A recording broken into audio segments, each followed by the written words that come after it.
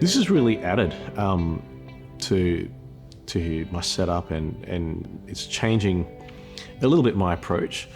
I grew up as a purist. When I discovered good tone, it was about good guitar, good amp, plug it straight in, a few pedals on top of that, great. And then I spent years lugging amps and pedal boards around, which I still do. But then having the privilege of traveling around the world, and that's been great. But with backline amps, when we travel, I live in Australia, and to travel amps from there is quite difficult. So, and we find ourselves in some random places that don't always have the backline amps. I've toured for years with an AC30 and a matchless DC30, and sometimes it's hard to get that. I've gone from a place like I was in Seoul, Korea, and I had two matchless HC30 heads into cabs.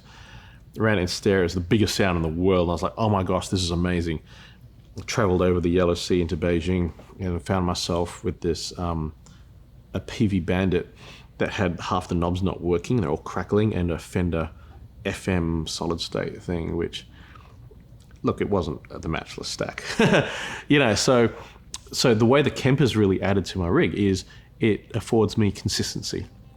Everywhere I go, I can get my sound, regardless of the PA, regardless of all the other stuff. At least I know that what I'm giving the sound guys is something consistent.